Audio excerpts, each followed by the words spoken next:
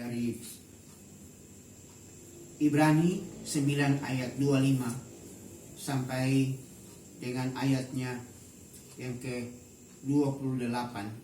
Kemudian nanti dilanjutkan dengan Ibrani pasal 10 ayat 11 sampai ayatnya yang ke-25. Demikian firman Tuhan. Kurban Kristus menghapus dosa. Dengan cara seperti itulah barang-barang yang melambangkan hal-hal yang di sorga perlu disucikan. Tetapi hal-hal yang di surga itu sendiri diperlukan kurban yang jauh lebih baik. Sebab Kristus tidak masuk ke ruang suci buatan manusia yang hanya melambangkan ruang suci yang sebenarnya. Kristus masuk ke surga sendiri. Di sana ia menghadap Allah untuk kepentingan kita. Imam Agung Yahudi tiap-tiap tahun masuk ruang maha suci di dalam rumah Tuhan dengan membawa darah seekor binatang. Tetapi Kristus tidak masuk untuk mempersembahkan dirinya berulang-ulang. Sebab kalau demikian itu berarti ia sudah berulang-ulang menderita sejak dunia ini diciptakan. Tetapi nyatanya sekarang pada akhir zaman ini ia datang satu kali saja untuk menghapus dosa dan mengorbankan dirinya sendiri. Allah sudah menetapkan bahwa manusia mati satu kali saja dan setelah itu diadili oleh Allah. Begitu juga Kristus satu kali saja dipersembahkan sebagai kurban yang menghapus dosa banyak orang. Ia akan datang lagi pada kedua kalinya untuk menyelesaikan persoalan dosa. Bukan untuk menyelesaikan persoalan dosa, tetapi untuk menyelamatkan orang-orang yang menantikan kedatangannya. Ibrani 10 ayat 11 sampai ayatnya yang ke-25. Setiap imam Yahudi menjalankan tugasnya sebagai imam tiap-tiap hari. Yang berulang kali ia mempersembahkan kurban-kurban yang sama. Tetapi kurban-kurban itu sama sekali tidak dapat menghapuskan dosa. Sebaliknya Kristus mempersembahkan hanya satu kurban untuk pengampunan dosa, dan kurban itu berlaku untuk selama-lamanya. Sesudah mempersembahkan kurban itu, Kristus duduk di sebelah kanan Allah dan memerintah bersama-sama dengan Dia. Dan sekarang Kristus menunggu sampai Allah membuat musuh-musuhnya takluk kepadanya. Jadi dengan satu kurban, Kristus menyempurnakan orang-orang yang sudah dibersihkan dari dosa. Mengenai hal itu Roh Allah memberikan juga kesaksiannya kepada kita. Roh Allah berkata, inilah perjanjian yang akan kubuat dengan mereka.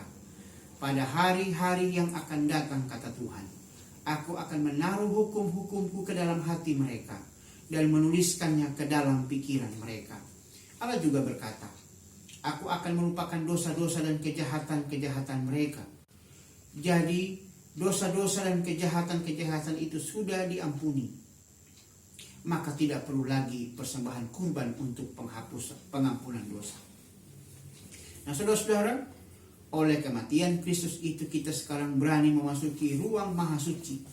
Yesus sudah membuka satu jalan yang baru untuk kita, yaitu jalan yang memberi kehidupan. Jalan itu melalui gorden, yaitu tubuh Yesus sendiri. Dan kita sekarang mempunyai seorang imam yang agung yang bertanggung jawab atas rumah Allah. Sebab itu, marilah kita mendekati Allah dengan hati yang tulus dan iman yang teguh, dengan hati yang sudah disucikan dari perasaan bersalah, dan dengan tubuh yang sudah dibersihkan dengan air yang murni. Hendaklah kita berpegang pada pengharapan yang kita akui, sebab Allah bisa dipercayai dan Ia akan menepati janjinya. Dan hendaklah kita saling memperhatikan supaya kita dapat saling memberi dorongan untuk mengasihi sesama dan melakukan hal-hal yang baik. Hendaklah kita tetap berkumpul bersama-sama dan janganlah lalai seperti orang lain. Kita justru harus lebih setia, saling menguatkan, sebab kita tahu bahwa tidak lama lagi Tuhan akan datang. Saudara-saudara yang kekasih dalam nama Tuhan Yesus Kristus, ibadah Jumat Agung tahun ini adalah ibadah Jumat Agung yang istimewa. Kalau kita mengingat tahun-tahun sebelumnya, pasti ibadah Jumat Agung tidak seperti ini. Kita akan ada di tengah-tengah ramainya orang yang akan datang dalam ibadah-ibadah. Seperti ibadah yang dimulai dari hari Kamis putih, kemudian kematian, kemudian juga ibadah Paskah. Sama seperti dengan pagi hari ini kita ada dalam ibadah kematian, atau orang biasa menyebutkannya ibadah Jumat Agung. Pada tahun ini atau hari ini saya mau menyampaikan kepada kita renungan atau khotbah Jumat Agung hari ini dengan judul renungan khotbah kematian Kristus menebus dosa manusia, orang-orang yang percaya kepadanya. Dimulai dengan sebuah pertanyaan. Apakah nubuat tentang kedatangan Kristus itu sudah digenapi? Saudara yang kekasih dalam nama Tuhan Yesus Kristus, ada 3 hal yang perlu kita ketahui di awal dari perenungan ini. Yang pertama adalah kehidupan Yesus di dunia fana. Yang kedua, kita harus tahu juga bahwa pengajaran ini ditujukan kepada para murid dan kita sekalian yang hidup pada zaman sekarang ini. Dan kemudian yang ketiga adalah kematiannya untuk keselamatan dunia. Berarti kalau kita berbicara keselamatan dunia, itu bukan hanya satu orang atau kita saja. Siapa saja yang percaya kepadanya. Mungkin kita tidak percaya kalau kita sebut dia dengan nama Yesus Kristus. Tapi ada beberapa nama yang istimewa yang Allah juga berikan kepadanya. Ada Immanuel, ada Isa Al-Masih. Silakan kita mengamini, percaya kepadanya. Karena menurut saya, jangan lupa saudara-saudara bahwa keluarga yang kekasih, bahwa Kristus ditentukan untuk menjadi penyelamat bagi setiap orang. Beberapa orang meyakini bahwa dia telah mati dan tidak akan bangkit lagi, tidak akan hidup lagi.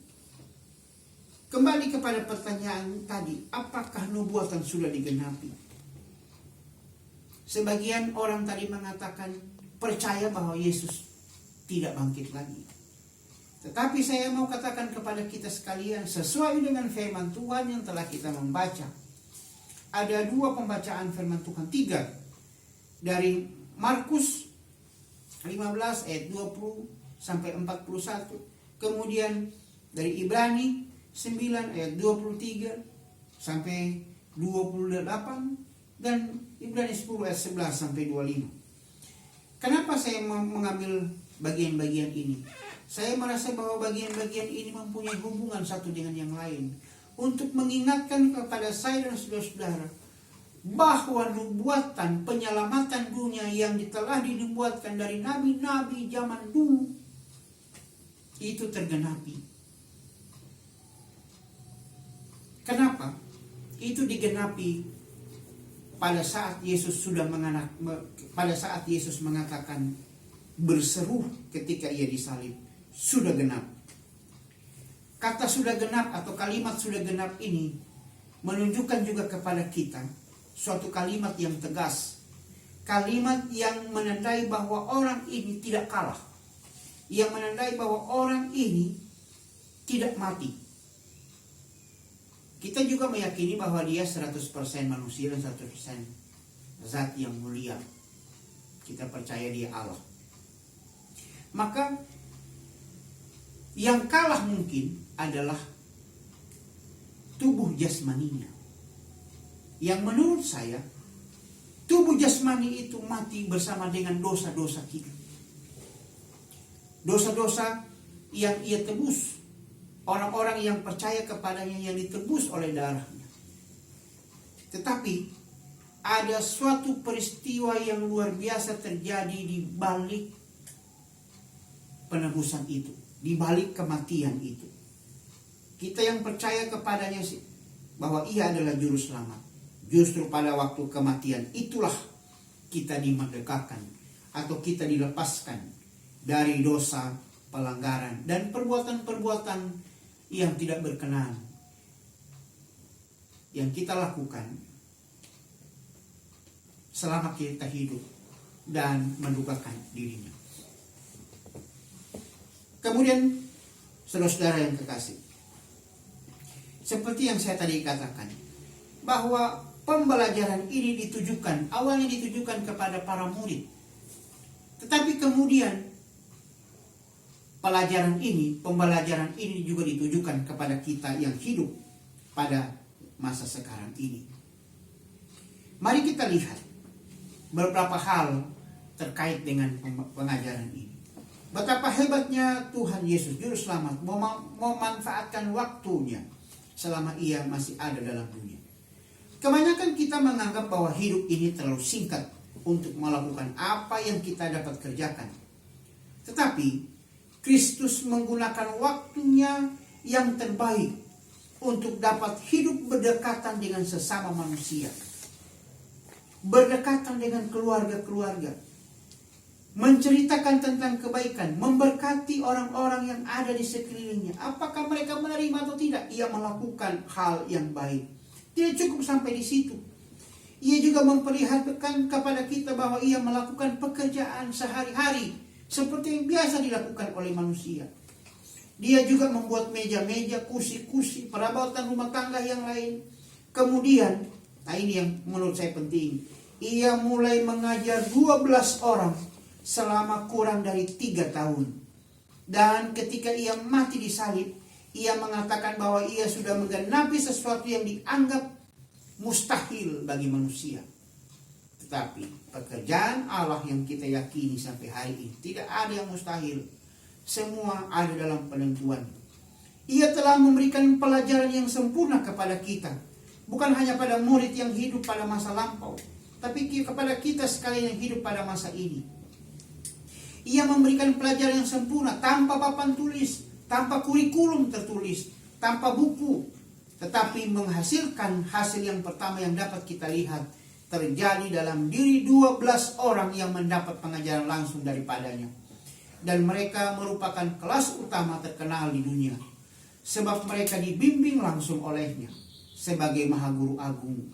Dan dalam beberapa tahun saja sesudah peristiwa kematian, 11 dari 12 orang ini sudah mampu merubah dunia, bahkan sampai sekarang. Itu dapat kita lihat dalam Kisah Para Rasul 17 ayatnya yang ke-6. Kemudian, bagaimana dengan kematian untuk keselamatan dunia? Tadi saya sudah mengingatkan atau memberitahukan kepada kita, kematiannya untuk keselamatan dunia berarti siapa saja boleh percaya kepadanya kalau ia mau diselamatkan. Siapa saja, silakan. Tidak ada paksaan. Tidak percaya juga tidak apa-apa. Tergantung bagaimana sikap kita. Mungkin Anda berkata bahwa penyelamatan dunia ini baru terjadi pada saat ia mengatakan kata-kata itu. Saya mengatakan sesuai dengan firman Tuhan. Itu tidak seperti itu. Yesus telah menyelesaikan karya penyelamatannya di kayu salib yang menyedihkan itu. Dengan pengorbanan satu-satunya ia telah menyempurnakan segenap manusia yang telah disucikan dari dosa. Dan tabiat kedurjanaan yang selama ini dipertahankan oleh manusia itu. Hal seperti ini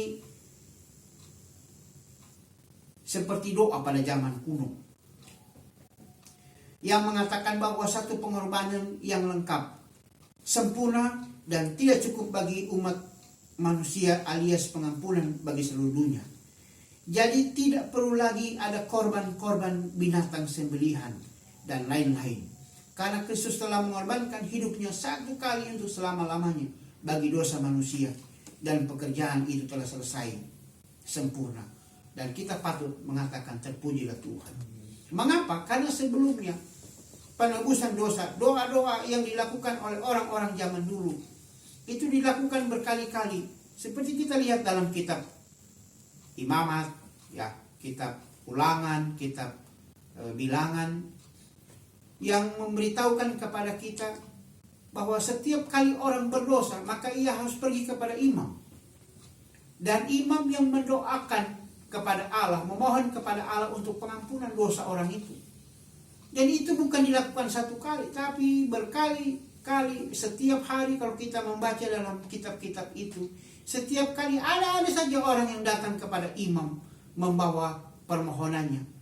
Ada karena dosa, ada karena ucapan syukur dan lain sebagainya. Berkali-kali melakukan pengorbanan. Tetapi hal itu tidak terjadi lagi pada zaman anugerah. Kenapakah saya katakan zaman anugerah? Karena pada masa anugerah Kristus yang melakukannya satu kali seumur hidup kepada mereka yang mau diselamatkan. Jadi saudara-saudara, keluarga yang kekasih, kesimpulan dari 3 bagian tadi yang saya sampaikan. Yang pertama, saya mengajak dulu untuk kita melihat atau mengingat apa yang dilakukan oleh para pembangkang, oleh para imam-imam, orang-orang Yahudi yang menyalibkan dia, orang-orang yang tidak suka. Kalau tadi malam saya sempat nonton filmnya, wah, banyak konspirasi, orang ini semua berusaha untuk menghujat, membuat daftar tuduhan palsu agar Yesus dihukum. Karena Pilatus tidak menemukan kesalahan sedikit pun untuk menghukum Yesus. Banyak orang. Apa yang dilakukan oleh imam-imam ini? Sesudah mengetahui bahwa tabir pemisah antara ruang suci dan maha suci terbelah. Sekarang disebut gorden, seperti kain gitu. Dan pada zaman itu tidak boleh ada seorang pun yang bisa masuk ke ruang maha suci selain imam agung. Berani masuk, mati. Tetapi kemudian ruang itu atau tabir itu atau pemisah, kain pemisah antara ruang suci dan maha suci pada saat kematian Kristus di kayu salib itu terbelah. Sehingga dulunya ruang maha suci yang tidak bisa dilihat oleh siapapun akhirnya dapat dilihat oleh semua orang. Ini memberitahukan kepada kita, memberitahukan kepada saya dan saudara-saudara sekalian, bahwa dengan peristiwa kematian Yesus, kita boleh melihat langsung kesucian Allah yang dinyatakan kepada diri kita pribadi lepas pribadi. Kristus membuka tabir pemisah itu agar kita dapat menerima keselamatan. Bahasa lainnya, Yesus membuka jalan keselamatan lewat kematiannya itu. Membuka tabir yang selama ini tertutup. Sehingga sekali lagi akhirnya manusia dapat melihat kesucian Allah dan memperoleh keselamatan dalam anugerah kematian Kristus itu. Jadi saudara-saudara sekalian, zaman sekarang ini masih banyak orang yang melakukan kesalahan yang menakutkan sama seperti para imam. Bahkan ada beberapa tokoh agama mengatakan, kita tidak yakin bahwa kita masuk pintu keselamatan yang suci melalui darah Yesus. Jadi yang harus kau lakukan adalah kau harus berupaya kerja keras, pergi ke tempat ibadah, ke gereja, bayar uang persembahan ini itu dan lain-lain, dan berharaplah pada suatu saat ada kemungkinan engkau akan diselamatkan. Itu pun jika engkau beruntung. Menurut saya ini adalah kesalahan yang fatal dan mengerikan. Mungkin mereka lupa membaca dalam pembacaan yang sudah kita baca tadi tentang karya pengorbanan Kristus yang menyelamatkan siapapun yang mau percaya kepadanya.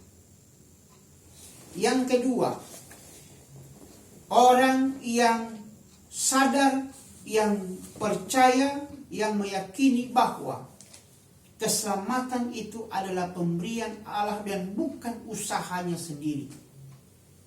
Seperti kata Rasul Petrus bahwa keselamatan itu tidak diperoleh dengan segampang membalikan telapak tangan.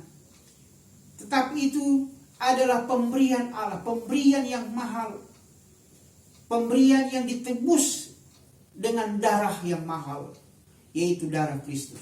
Jadi keselamatan itu bukan keselamatan yang diberikan secara gampang, tapi itu adalah pemberian Allah yang maha besar itu kepada orang-orang yang mau percaya kepadanya.